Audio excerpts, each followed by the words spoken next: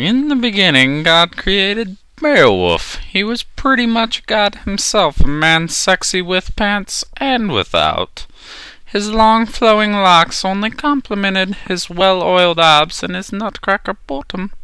He was a natural hero. Across the ocean, King Hrothgar's kingdom was under stress. There used to be a lot of drinking and naked dancing and general merrymaking, but when they played jovial music, terror swept through the town in the form of Grendel, a sick, twisted creature with a hate for jolly tunes and a taste for human blood. King Hrothgar was distraught as his kingdom was dwindling to nothing over the 12 long years that Grendel terrorized his men in their whimpering slumber. The great Beowulf heard wind of this terrifying news and readied himself to leave. His town elders did not try to hold him back, as there weren't any monsters for him to defeat there anymore, and he mostly just ate everything. So Beowulf leapt onto his longship and paddled towards Hrothgar and his terrified kingdom. When the great Beowulf arrived with his warriors, Hrothgar's burly lieutenant held his ground, wary of the handsome strangers in their shining, provocative armor. "Who are you?" The lieutenant's voice quivered, but he pretended to be strong in his quaking chain mail. Beowulf, proud and brave, as quick to reply, his strong voice announcing himself. "I, good sir, am Beowulf, come to battle with the monster Grimble, and defeat this vicious creature of the night with my bare hands." He talked a lot more than that, mostly about himself, but that information is useless. The lieutenant sent them on their way, glad to wait with the ship while they defeated the terrible monster. Beowulf and his men arrived at the not-so-merry mead hall, where they met the distraught Hrothgar, sad king of the sad, sad land. "Strike down this monster for me, great Beowulf! Strike him down!" Hrothgar warbled, admitting his own failure as king and protector. "Save my city, and more importantly my mead hall, with its delicious meats and drinks." Beowulf arose, making another long, pointless speech about how wonderful, strong, and attractive he was in the nude. Hrothgar ordered his wife to serve the mead, and the partying began. Hrothgar's snivelly friend Unferth, who sat at the king's feet, raised his own jealous opinion.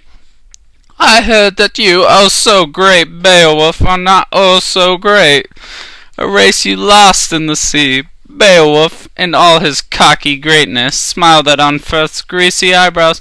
"Unferth, my conniving acquaintance, that race I did not lose. On the contrary, I stayed with my friend and rival until a great wave swept us away from each other. Then I defeated many great sea monsters, and returned home. But you, Unferth, did nothing so noble, but murdered your own family." Unferth went quiet at this, and the merrymaking continued, until everyone fell asleep, and Beowulf, like he usually does when drunk and ready to fight, an unknown monster, removed his clothing. Meanwhile, Grendel, writhed in horror listening to that merry music, he lumbered to the mead hall, hungry for men. When he snuck in and had a snack on one of the Geat warriors, he looked up from the carnage on his lips to see Beowulf, ready, strong. Beowulf flexed his bare arms threateningly, and Grendel took a frightened step back, like a child caught with his hand in the cookie jar. Beowulf let out a great war cry and leapt on to Grendel. Grendel tried to run, but Beowulf had sworn to finish him. A great battle ensued, ending with Beowulf tearing off his enemy's arm. Grendel ran mortally wounded back to his mummy.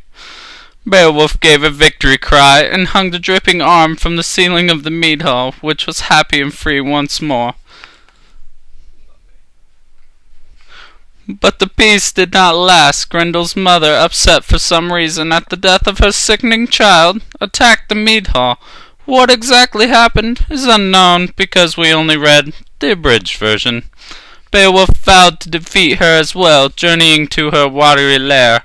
He swam through the cave looking, but she found him first, wrapping her great and terrible claws around his burly body.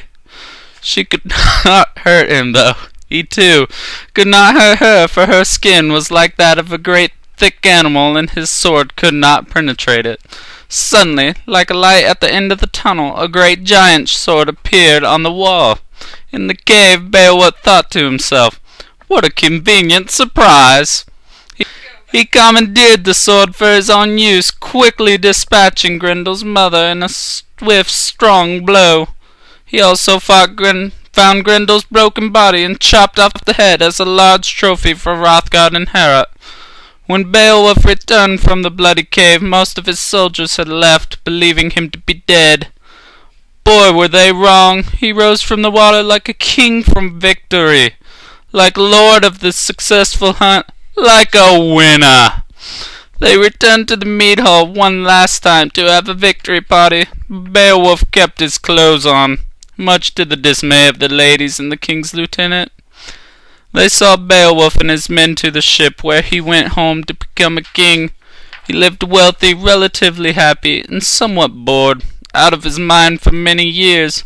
That lasted until a great dragon came to terrorize the land and steal everyone's gold for some unknown reason. Beowulf, now old and grey, decided to fight the dragon himself. Using his armor, sword, and shield, he claimed that he needed these because the great dragon could breathe flame, but he was really ashamed of his now wrinkly and broken body. Gone were the chiseled abs and tight buttocks. Those were the things of the past. He would have to fight without them. His seemingly loyal warriors looked on in fear as he fought and fell.